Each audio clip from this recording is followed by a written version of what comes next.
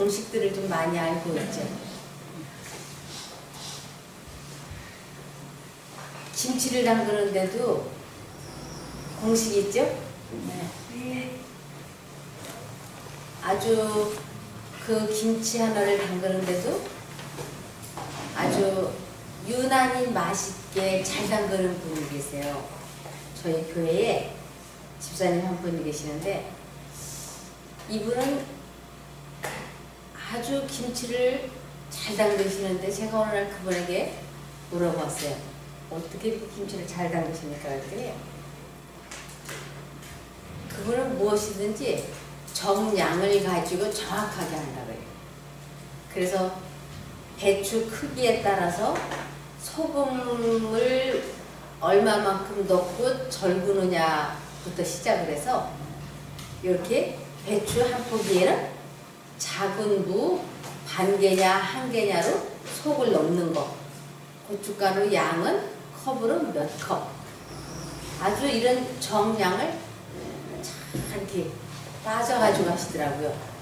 그래서 이분은 배추를 50포기를 김치를 담그든지 100포기를 담그든지 양념에 차이가 없다는 거예요. 우리는 왜 이 정량을 잘 하지 못하면 어떨 때는 속이 부족할 때가 있고 또 속을 많이 주면 또 배추가 부족할 때가 있고 그러잖아요. 근데 이분은 배추 양과 속 양이 딱 맞는 거예요. 그리고 이렇게 간도 안 보고 김치를 하셔 이분은. 왜냐하면 배추 양이 요 정도면 소금은 어느 정도 넣어야 된다는 걸 알기 때문에 그 정량대로 이렇게 하려고 하면 간 하나도 안 보고 하는데도 아 이거 김치 맛이 틀림없는 거예요. 이분은 배추 가지고 김치를 맛있게 잘 담그는 무엇을 알고 있냐면 하는 분이냐면 공식을 알고 있는 분이에요. 공식. 그래서 우리가 이렇게 신앙생활을 하는데도 공식이 있어요.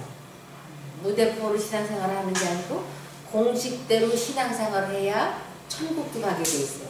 하나님은 질서의 하나님이시기 때문에 이 공식대로 해야 천국에 데려가실 수 있는 것이에요. 우리가 수학 문제도 공식대로 풀어야 풀어지는 것이지 그냥 주먹구구식으로 수학 문제가 풀어지는 게 아니지 않습니까? 그것처럼 우리들이 신앙생활을 하는 것도 아주 공식이 분명하고 정확하게 있어요. 이 마음을 다스리는데, 감정을 지배하는데, 생각을 통제하는데, 야망을 다스리는데, 이기심을 버리는데, 이것이 사람의 노력과 사람의 결단만으로 되는 게 아니에요. 여기에는 공식이 있는데 그 공식은 내가 이 생각을 버려버리겠다고 아주 마음에 굳은 결심을 하고 그리고 하나님께 그 순간 진심으로 전심으로 기도를 해야 하나님의 능력이 사람 마음속에 부어져서 그 감정을, 마음을, 욕망을 다스릴 수가 있게 되는 것입니다. 우리 어린아이가 막 뛰어놀 때는 엄마를 필요로 하지 않아. 막 뛰어놀. 근데 저기에서 큼지막한 개가 나타나면 어떻게 해야 된다고 하는 공식을 이 아이는 알고 있어요. 그때는 자기가 이 개에게 돌멩이를 던진다든지 막대기로 개를 쫓는다고 해봐야 되지 않는다고 하는 걸 알아요. 아이는 작고 개는 클 때 이 아이가 어떤 공식을 가지고 있느냐면 이럴 때는 그냥 무조건 엄마한테 가가지고 이제 엄마를 이렇게 손을 붙잡으면 되는 거예요. 그럼 이 개는 이 아이를 어떻게 해코지를 할 수가 없어요. 그래서 이 개가 그냥 쓱 피해가요. 그러니까 이 아이는 아주 나이가 어리지만 무엇을 알고 있느냐면 위험이 올 때는 엄마에게 가서 엄마의 손을 잡으면 된다고 하는 이 공식을 아는 거예요. 이 공식을 모르면 이 아이는 개한테 물리든지 두려움에 떨든지 그렇게 되죠. 그래서 여러분 경제적으로 부유해지고 싶죠? 네. 경제적으로 부유해지고 싶고 또 치료도 되고 싶으시죠? 네. 또 마음도 평안해지고 싶으시죠? 네. 네, 마음이 평안하고 이 세 가지, 이 세 가지를 얻는 데는 공식이 있습니다. 이 공식을 알면 이 세 가지를 다 얻을 수 있어요. 그 공식을 마태복음 6장 33절에 나와 있습니다. 그 공식이. 네. 마태복음 6장 33절. 이게 공식이에요. 마태복음 6장 33절에 보면 너희는 먼저 그의 나라와 그의 일을 구하라.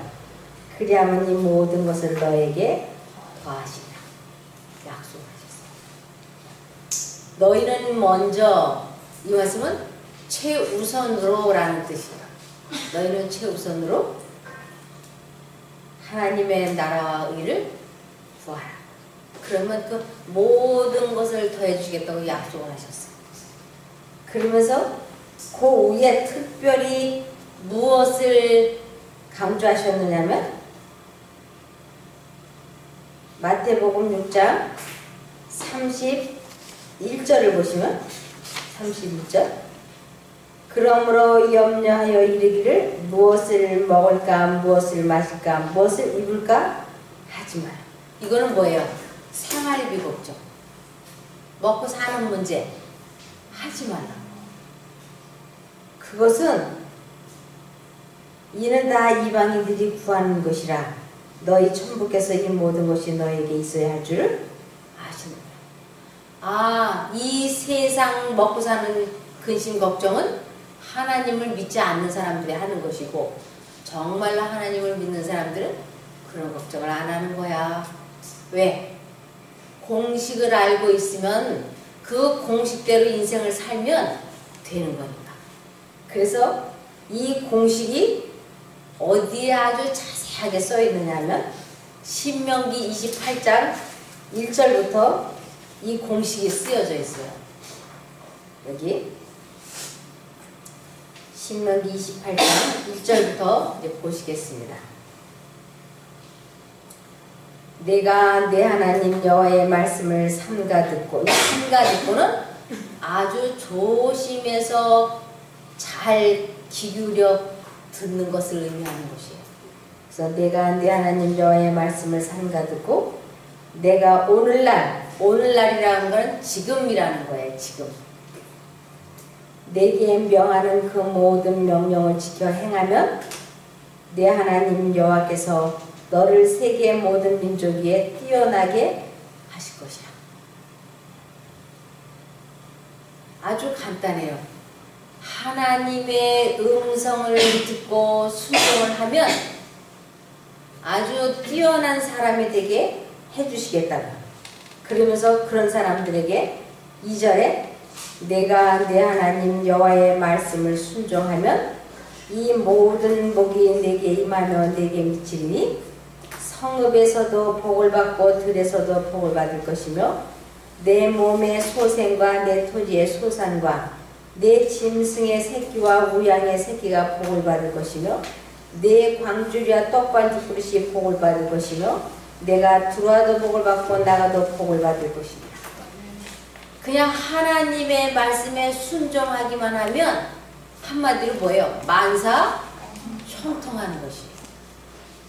그래서 내가 무엇을 먹을까 무엇을 마실까 아무리 걱정을 하고 이 손에 지문이 다 달아 없어지도록 죽어라고 일을 해도 잘 살기 어려운 이유는 내가 하나님과 관계가 멀어져 있기 때문에. 그러면서 계속해서 보면 내 대적들이 일어나 너를 치려하면 여호와께서 그들을 내 앞에서 패하게 하시리니 그들이 한 길로 너를 치러 들어왔으나 내 앞에서 7길로 도망한다. 이 세상 살아가면서 사람을 두려워하지 않을 수 있는 유일한 방법이 하나님과 내가 연합하는 것이다. 네, 하나님의 마음과 내 마음이 합치는. 다시 말씀을 드리면 아까 그 큰 짐승이 개가 아이한테 다가올 때 아이는 그냥 슬그머니 가서 엄마 손만 잡으면 그 개가 도망을 가는 거죠. 사람을 두려워하지 않을 수 있는 유일한 방법이 내게 닥쳐오는 어떤 어려움이 있을 때 그 문제를 하나님께 기도로 아뢰기만 하면 되는 것이. 기도로 아뢰기만 하면 돼. 즉 기도만 하면 되는 거예요. 기도하고 우리가 하나님을 믿는다고 하면서 하나님께 짐을 맡겨라 그러는데 이 짐을 어떻게 맡기는지를 구체적으로 모르잖아요. 하나님께 짐을 맡기라. 수고하고 무거운 짐진 자들아 다 내게로 오라. 어떻게 하는 게 하나님께 가는 것 줄을 알아야지. 그리고 내 짐을 어떻게 해야 맡기는 것 줄을 알아야 맡기지. 눈에 보이는 것은 아무것도 없는데 말들은 추상적이잖아요. 근데 나의 짐을 하나님께 맡기라고 하는 것은 예를 들면 이런 거예요. 남편이 자꾸 도박을 해서 가정 형편을 어렵게 만들어요. 그러면 이 아내 마음이 너무너무 괴롭고 힘들잖아요. 그것을 아침에도 생각하고 점심에도 생각하고 저녁에도 생각하면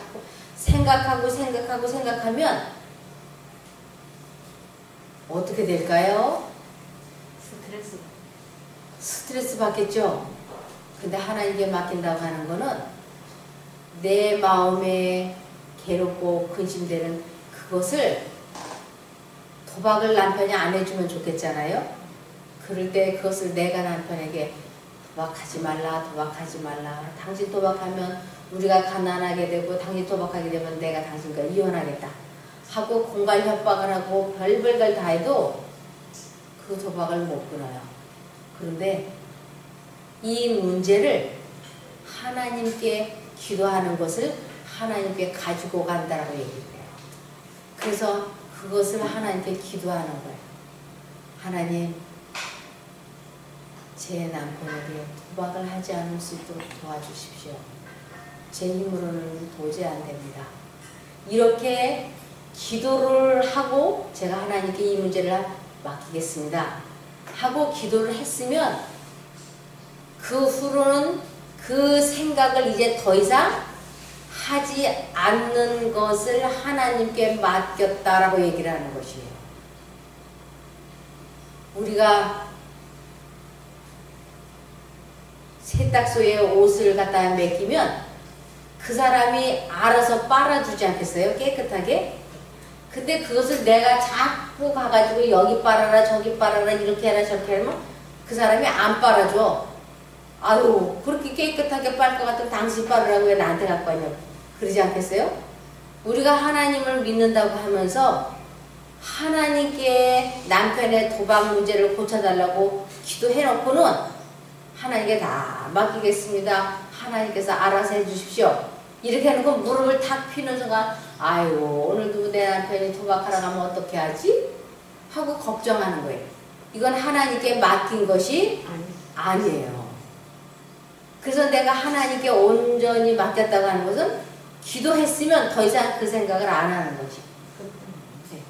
그러면 하나님께서 남편의 마음속에 도박을 이제 그만둬야 되겠다 하는 생각을 하나님께서 그 사람 마음속에 집어넣는 것이에요.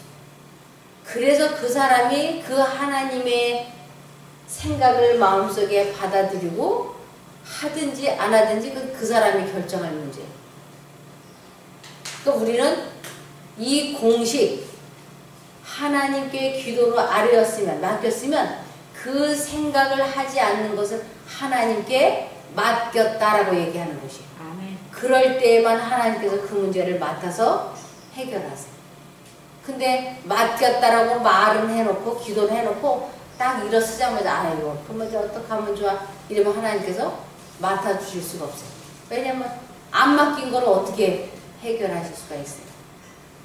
이와 같이 하나님께 기도했으면 이제 생각을 안 하는 것을 하나님께 맡겼다라고 얘기하는 거죠. 우리가 또한 사람 문제도 마찬가지예요. 너무너무 나한테 미워. 그 사람이 너무 믿고 원망스러워. 그럴 때 그 생각을 계속해서 돌리고 또 돌리고 하면 나만 병이 나는 것이에요. 그 사람을 미워하고 원망하고 후회하면 나만 괴로운 거예요. 근데 이 문제도 하나님께 갖다 맡겨야지 돼. 그래서 하나님 제가 이러이러하게 당했는데 실수했는데 하나님 이 문제 하나님께 맡기겠습니다. 가장 선하신 길로 하나님 인도해 주시고 도와주십시오. 하고 하나님께 기도를 아뢰었으면 이제 더 이상은 그 문제를 생각하지 않는 것을 그 사람을 용서했다, 그 사람을 사랑했다라고 인정을 해주는 것이에요.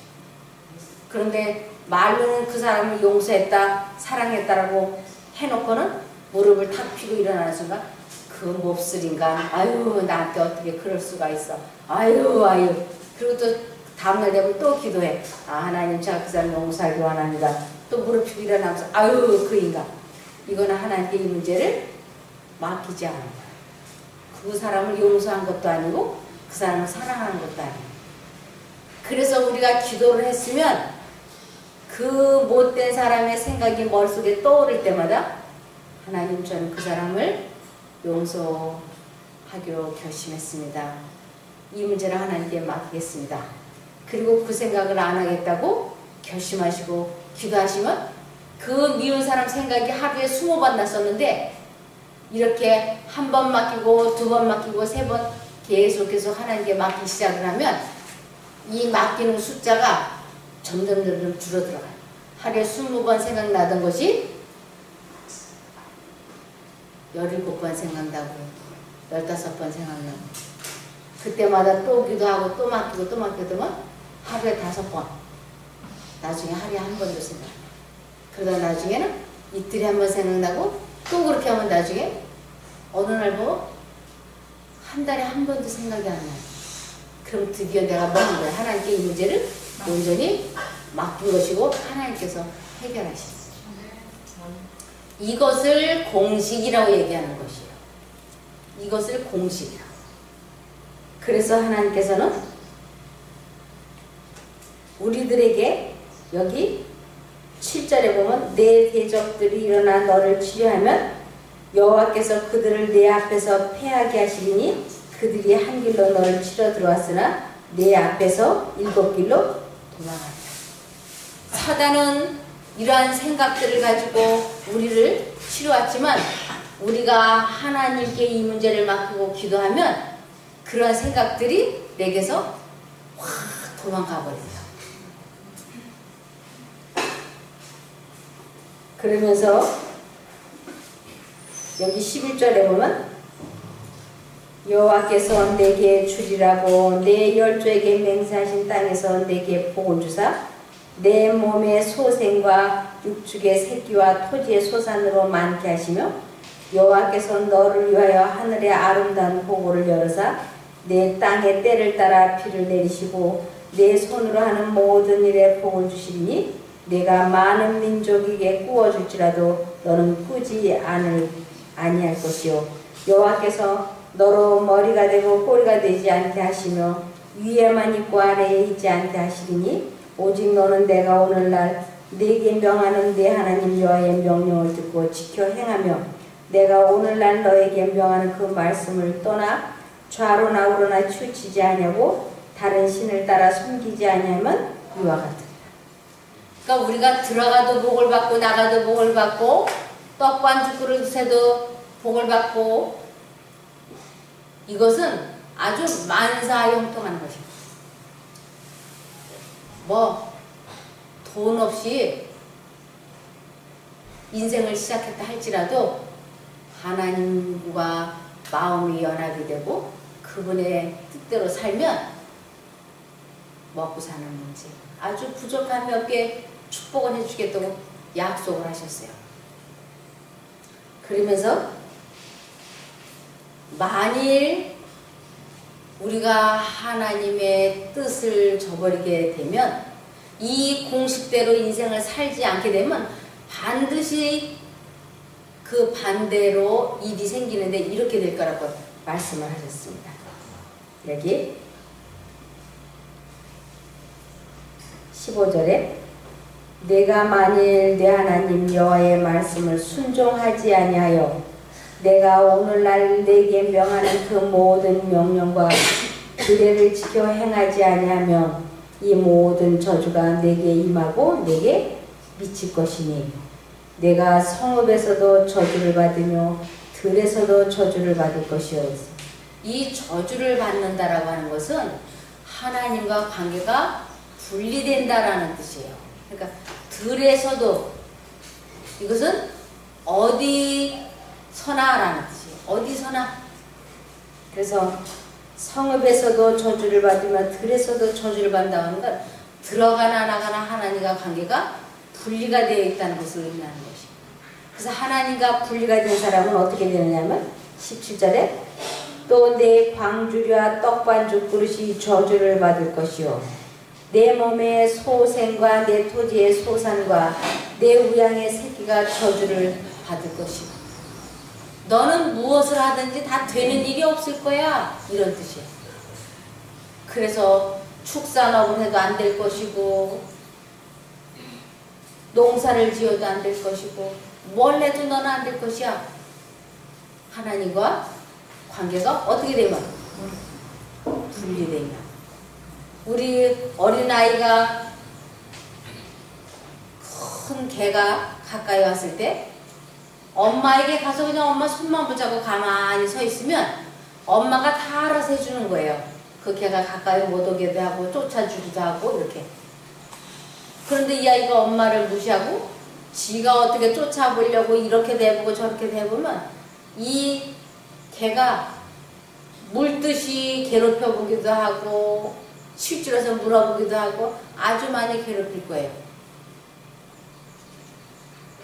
우리들이 언제나 하나님께서 내 마음에 무엇라고 말씀을 하시는지를 잘 귀 기울여 듣다가 하나님께서 가라 하면 가고 쓰라 하면 쓰는 그 하나님의 음성대로 인생을 살게 되면 만사 형통하리라고 하나님께서 약속을 하신 것이에요. 여기 20절에 보시면 20절 내가 악을 행하여 그를 잊음으로. 하나님을 잊어버린다고 하는 건 하나님과 관계가 분리되는 것을 의미하는 것이에요. 그래서 여기서 악을 행하여라는 것은 불순종하는 것을 의미해요. 내가 불순종하여 하나님을 잊음으로 내 손으로 하는 모든 일에 여호와께서 저주와 공부와, 이 공부라고 하는 건 혼란, 이 마음이 혼란한 상태를 공부라고 얘기합니다. 그래서 여호와께서 저주와 공부와 견책을 내리사 망하며 속히 파멸케 하실 것이며 여호와께서 내 몸에 연병이 들게 하사 내가 들어가오는 땅에서 필병너를 멸하실 것이며 여호와께서 폐병과 열병과 상한과 합질과 한재와 풍재와 썩는 재앙으로 너를 치시리니 이 재앙들이 너를 따라서 너를 진멸케 할 것이라. 하나님과 관계가 분리가 되면 그때부터 누가 이 사람을 주장하게 될까요? 사단이 주장을 해요. 그래서 하나님께서는 치료의 하나님이시지 사람을 병주고 치고 그런 하나님이 아니에요. 하나님을 내가 떠나면 이 세상 임금이 이 사람을 사로잡아 버리는데 그가 하는 일이 사람들에게 병 주는 일이라고요. 그래서 내가 왜 병이 들었을까 하고 생각해 보면 내가 하나님과 분리되어서 많이 마음이 힘들었던 거예요. 이 마음이 힘든 것을 성경에서는 환난이라고 해요. 환난. 여기를 접어 놓으시고 이사야 26장 이사야 26장 13절을 보시겠습니다. 여기에 보면 여호와 우리 하나님이시여 주 외에 다른 주들이 우리를 관할하였사오나 우리가 주만 의뢰하고 주의 이름을 부르리. 너는 나 외에 다른 신들을 내게 말지니라가 10계명 중에서 첫 번째 계명이죠.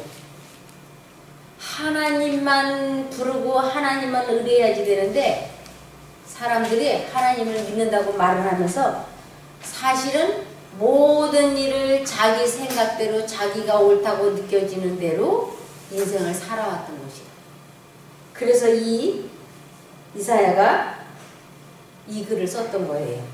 여호와 우리 하나님이시여 주 외에 다른 주들이 우리를 관할하였다. 주들이 우리를 관할했기 때문에 다른 주들이 하나님이 아닌 다른 주가 무언가 나의 어떤 감정 하나님을 생각하지 못하게 했던 생각들이 우리들 마음속에 있었지 않습니까? 어떨 때는 미기심, 어떨 때는 재물, 어떨 때는 자식, 어떨 때는 부부간의 문제, 고부간의 문제, 어떨 때는 분노 이러한 것들이 우리 마음을 많이 차지하고 있는 것을 다른 주들이 우리를 관할하였다. 그 결과가 오늘날 우리들에게 나타나고 있는 것입니다. 허약하다든지 폐병이라든지. 그래서 여기 잠언 28장 26절을 보시겠습니다. 잠언 28장 26절에 보면 자기의 마음을 믿는 자는 미련한 자요 지혜롭게 행하는 자는 구원을 얻을 자. 하나님을 의지해야지 되는데 자기가 옳다라고 생각이 돼서 자기 생각대로 인생을 사는 사람을 미련한 자요 자기 마음을 믿는 자로 얘기하는 것이에요. 우리가 하루 종일 내가 무슨 말을 하는 사람인가를 한번 각자 보세요. 내가 어떠한 말을 하기를 좋아하며 내가 어떤 말을 하는 사람인가. 입만 열면 불만 불평을 말하고 남의 험담을 말하는 건지 아니면 입만 열면 하나님만 높이고 나타내는지 상대방에게 희망과 용기를 주는 말을 하는 사람인지 우리 각자가 이렇게 보면 알 수 있어요. 그래서 내가 하나님만 높이고 나타내지 않고 있다면 그것은 곧 내 마음에 하나님께로부터 오지 않은 생각이 가득하기 때문에 마음에 가득한 것이 입 밖으로 말이 나오는 것이에요. 그 마음속에 가득한 생각이 하나님이 아닌 사단이 넣어주는 생각을 많이 마음에 품고 있을 때 이 마음이 많이 힘들어져요. 그것이 우리들 몸의 병의 원인이 된 거라고 하는 것입니다. 그래서 하나님을 잊어버렸다고 하는 것은 하나님을 생각하고 있지 않다라고 하는 뜻이에요. 그렇게 되면 우리들 여기 신명기 28장 20절에 보면 내가 악을 행하여 그를 잊음으로 그랬어요. 하나님을 믿는다고 하면서 사실은 하나님을 잊어버리는 것이에요. 그렇게 되면 병이 반드시 생길 거라고 말씀하고 계시는 것입니다. 이것이 신명기 28장 58절부터 보시겠습니다. 신명기 28장 58절부터 보면 내가 만일 이 책에 기록한 이 율법의 모든 말씀을 지켜 행하지 아니하고 네 하나님 여호와라 하는 영화롭고 두려운 이름을 경외하지 아니하면 여호와께서 너의 재앙과 내 자손의 재앙을 극렬하게 하시리니 그 재앙이 크고 오래고 그 질병이 중하고 오래일 것이라.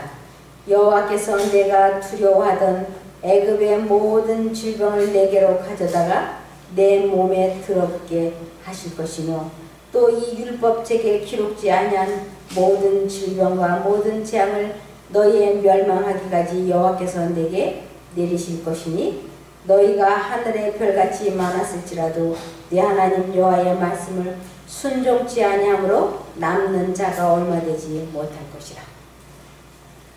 하나님을 온전히 의뢰하지 않으면 사단이 우리를 주관하기 때문에 사단이 우리들 몸에 병을 들어붙게 한다.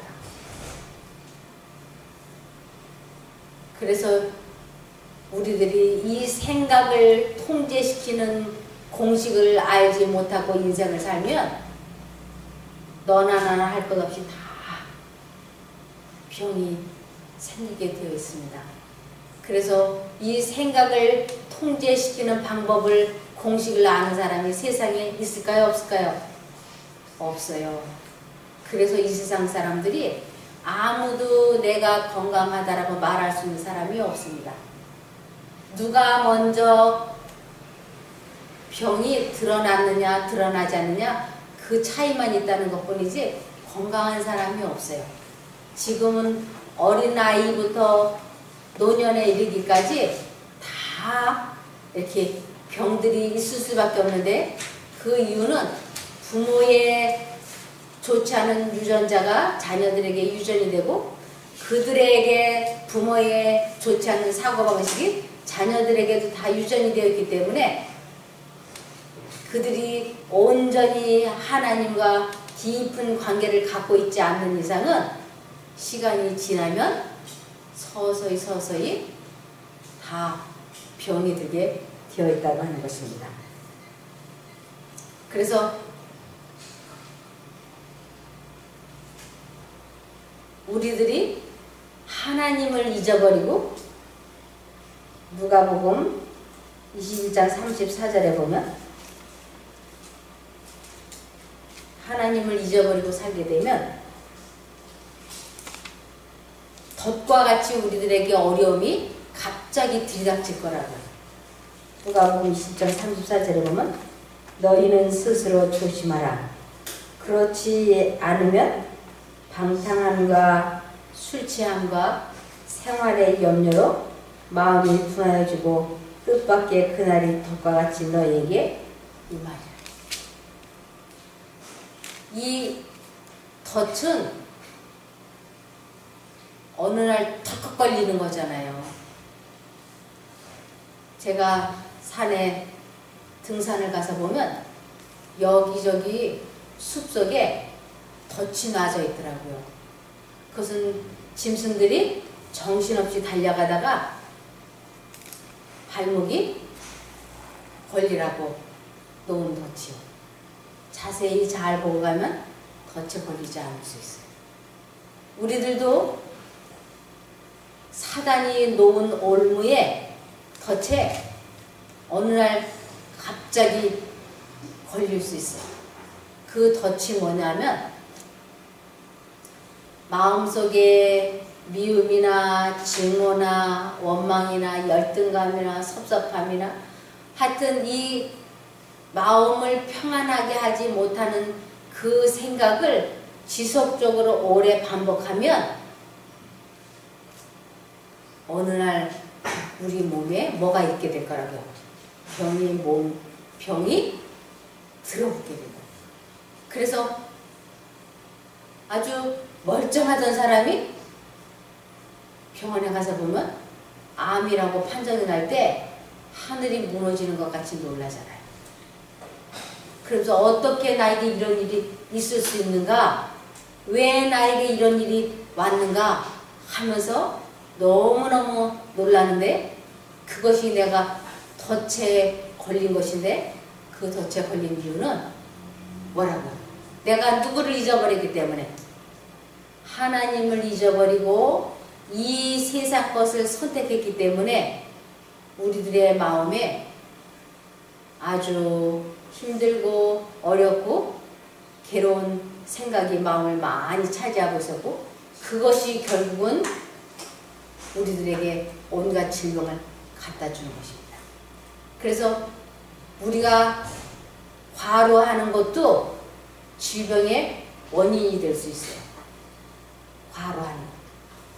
그래서 우리들이 일을 하다가 좀 지치고 힘들고 어려울 때 그것이 사단이 우리들을 지치고 힘들도록 일을 하도록 이끌어가고 있다고 하는 것을 대부분의 사람들이 모르는 것이에요. 근데 하나님께서는 우리들을 우리 자신들보다 더 사랑하시기 때문에 우리 마음속에 우리가 지치고 힘들려고 하기 전에 대부분이 말씀을 해주세요. 아, 쉬고 싶다. 피곤하다. 이제 일이 하기 싫다. 이것이 하나님의 음성인 거예요. 그런데 사단은 우리들에게 과로를 하기 위해서 병이 생기게 하기 위해서 우리 마음속에 아이고 일 마저 끝내고 이제 1시간이나 2시간만 일을 하면 마저 끝낼 수 있겠는데 그 일을 마저 하고 쉬어야지, 이런 생각을 사단이 넣어주는 것이에요. 그래서 이러한 생각이 사단으로부터 오고 있다고 하는 것을 모르고 일을 마저 끝내고 쉬어야지, 그리고 마저 1시간이나 2시간이나를 하고 끝내면 몸이 그만 기진맥진. 이것을 반복하면 우리들의 건강에 소금 녹듯이 녹아내리는 것이에요. 그래서 영감의 글에는 과로는 죄다라고 말씀하고 있습니다.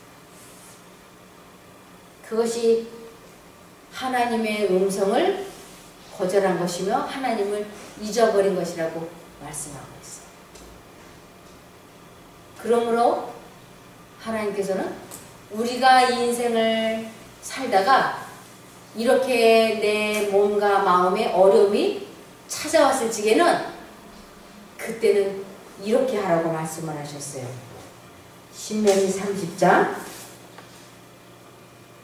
1절을 보면, 네, 신명기 30장 1절부터 쭉 보시면, 내가 네게 진술한 모든 복과 저주가 네게 임함으로 내가 네 하나님 여호와께 쫓겨간 모든 나라 가운데서 이 일이 마음에서 기억이 나거든. 우리들이 인생을 살다가 어려움이 찾아오면 그러면서 하나님의 말씀이 생각나고 기억나거든. 너와 네 자손이 네 하나님 여호와께로 돌아와 내가 오늘날 네게 명한 것을 온전히 따라서 마음을 다하고 성품을 다하여 여호와의 말씀을 순종하면 네 하나님 여호와께서 마음을 돌이키시고 너를 긍휼히 여기사 네 포로를 돌리시되 네 하나님 여호와께서 너를 흩으신 그 모든 백성 중에서 너를 모으시리니. 인생을 살다가 어려움이 느껴지거든. 그때 내가 왜 이렇게 되었을까 하고 절망하고 낙담하지 말고 어떻게 하라고? 하나님께 돌아오라. 그렇게 하면 하나님께서 다시 일으켜 세워주시겠다고 약속을 하셨어요. 그래서 여기 10절에 보시면, 신명기 30장 10절에 보면, 네가 네 하나님 여호와의 말씀을 순종하여 이 율법책에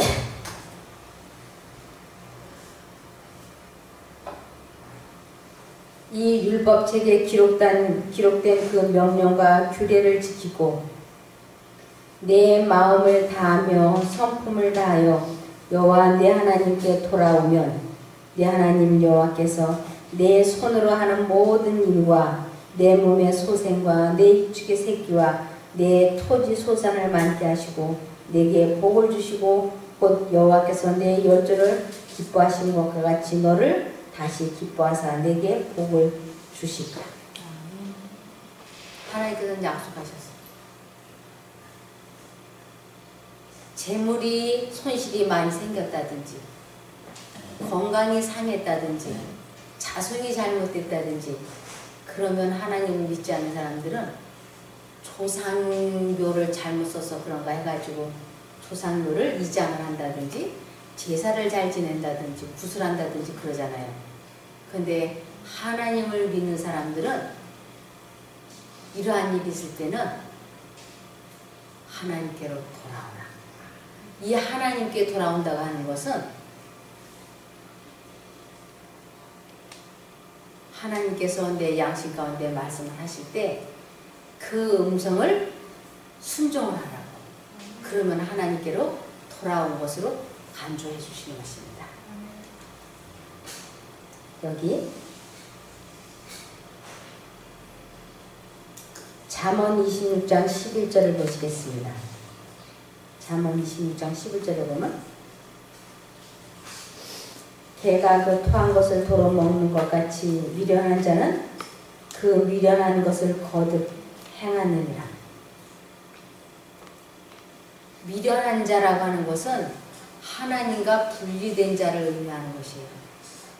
그래서 하나님과 연합이 되지 않은 사람은 같은 일을 계속 반복한다.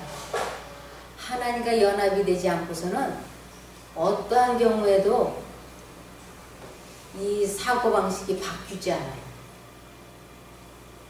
왜냐하면 공식을 모르고 있기 때문에.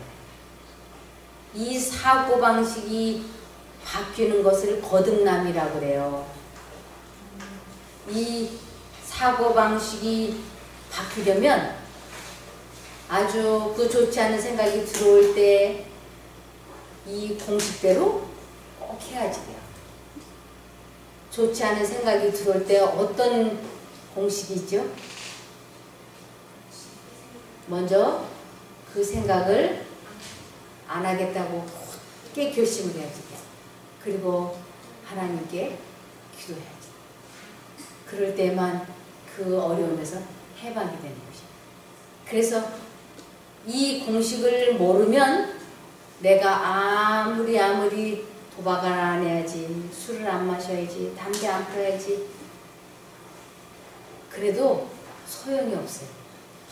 그래서 여기에 개가 그 토한 것을 도로 먹는 것 같이 미련한 자는 그 미련한 것을 거듭 행한다고 되는 거죠. 이곳에 와가지고 어떤 여자분이 내가 왜 사업이 망했는지, 왜 내가 건강이 이렇게 나빠졌는지 이것을 깨달은 한 여자분이 계셨어요. 그러면서 내가 건강도 급속히 치료가 되고 또 경제적인 문제도 해결이 되고 부부간의 문제도 해결이 되게 해야 되겠다. 그러고는 이분이 자기 마음 속에 좋지 않은 생각이 떠오를 때마다 그 생각을 거절하겠다고 결심을 하고 계속 하나님을 부르기 시작했어요. 그리고 이제 여기 며칠 있다가 집에 돌아가가지고 자기 남편이 이 여자 마음속에 화를 돋굴 때, 그리고 자기가 생각해서 볼 때 남편이 무능해 보일 때, 답답해 보일 때, 한심해 보일 때 남편을 책망하고 지적하고 싶고 그러고 싶을 때 그가 내가 이제는 이런 식으로 안 살겠다 굳게 결심을 하고 하나님께 부지적 기도했어요. 그랬더니 그 결심이 확고부동하게 됐을 때 그 여자 마음속에 하나님의 사랑의 빛이 들어와서 남편에게 화내고 싶고 책망하고 싶은 그 고비를 그냥 이렇게 싹 넘어갔어요. 그랬더니 그 여자 마음속에 하늘의 평화와 기쁨이 차고 넘쳤어요. 그 기쁨이 차고 넘치면서 건강이 급속히 회복이 됐던 것이에요. 이것이 잠언에 나와 있어요. 잠언 17장 21절에 보시면 22절에 보시면 잠언 17장 22절에 보면 마음의 즐거움은 양약이라도 그랬어요. 마음의 즐거움은 약 중에 최고의 좋은 약이라. 그런데 반대로 심령의 근심은 뼈로 마르게 한다. 이 마음에 좋지 않은 생각을 품고 있으면 이 세상에 아무리 좋은 산삼을 복용을 하고 별의별 것을 다 먹어도 절대로 회복이 안 되는 것이에요. 그래서 이 사람의 몸의 질병을 고치기 위해서 이 세상의 어떤 방법이나 약이 고쳐주지 못해요. 우리들이 감기가 들었다든지 무슨 작은 병들은 약을 먹으면 효과를 좀 보기는 봐요. 그런데 암이라든지 아주 무서운 질병은 약 가지고 고쳐집니까? 당뇨, 고혈압, 암 이런 게 약 가지고 고쳐질까요? 약 가지고 어려워요. 그런데 무엇 가지고는 되냐면 마음이 즐거움이 되는 것이에요. 그래서 잠언 18장 14절에 사람의 심령은 그 병을 능히 이기려니와 그랬어요. 잠언 18장 14절 그죠? 사람의 심령은 그 병을 능히 이기려니와 심령이 상하면 그것을 누가 일으키겠느냐. 그 사람의 마음이 상했다고 하는 것은 좋지 않은 생각을 지속적으로 하고 있는 상태를 의미하는 것이에요. 그럴 때는 하나님도 그 사람을 못 고친다는 것이에요. 왜냐하면 그 사람의 마음에 무엇을 품었으니까? 죄악을 품었으니까. 이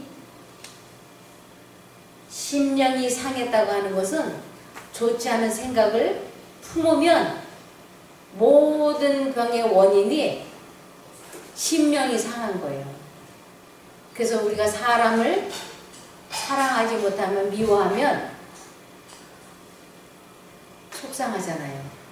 이것이 모든 병의 근본 원인인 거예요. 그러므로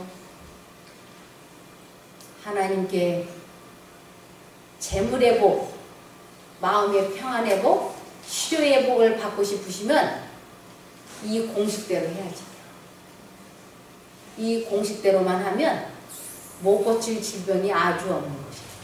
하나님은 거짓말을 하실 수 없으신 분이기 때문에 우리들이 인생을 살면서 이 공식대로만 하면 틀림없이 축복하세요.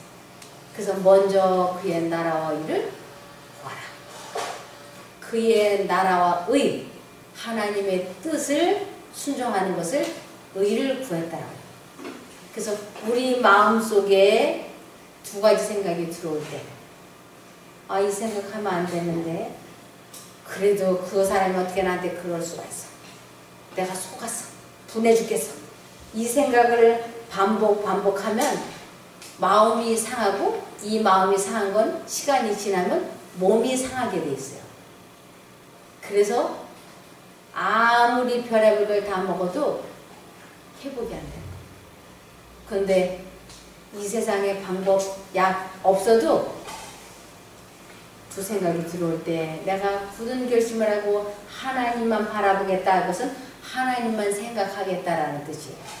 그래서 하나님만 계속 생각하고 선택하면 그분이 우리들에게 마음의 평안과 기쁨을 주시고, 그리고 그 기쁨이 우리를 건강하게 해주시고, 그리고 놀라운 것은 그렇게 풀어지지 않았던 경제 문제가 풀어지는 것이에요. 하나님께서 약속하셨잖아요. 여기에 신명기 30장 19절과 20절에 보시면 신명기 30장 19절에서 20절 보시겠습니다. 여기 하나님께서 약속하셨어요.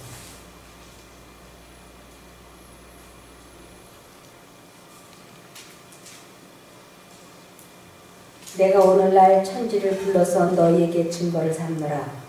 내가 생명과 사망과 복과 저주를 내 앞에 두었은즉 너와 내 자손이 살기 위하여 생명을 택하고, 생명은 하나님이에요. 하나님을 택하고 내 하나님 여호와를 사랑하고, 사랑한다는 것 선택하라는 것이에요. 선택하고 그 말씀을 순종하며 또 그에게 복종하라. 그는 내 생명이시요 내 장수시니 여호와께서 내 열조 아브라함과 이삭과 야곱에게 주라고 맹세하신 땅에 내가 거하리라. 이 땅은 천국이에요. 그래서 우리가 언제나 복과 저주, 생명과 사망의 길이 우리 앞에 놓여져 있어요. 내가 어느 쪽을 선택하느냐에 따라서 나는 영생을 얻을 수도 있고 멸망할 수도 있고 나의 선택력에 달려 있습니다. 이 공식을 이제 배우셨으니 공식대로 하셔서 건강하시고 행복하시고 부유하게 되시기를 기원하며 말씀을 마치겠습니다. 아멘. 기도할까요? 하늘에 계신 저희들의 아버지 하나님, 이렇게 말씀으로 공식을 분명하고 확실하게 가르쳐 주시니 감사드립니다. 지금까지 이러한 공식을 알지 못해서 우리들의 마음대로 우리들의 생각대로 살아온 것을 용서하여 주시옵소서. 이제는 주님을 잊어버리지 않고 선택하겠사오니 하나님께서 마음의 기쁨과 건강과 경제를 회복시켜 주시옵기를 예수님 이름으로 기도드리옵나이다. 아멘.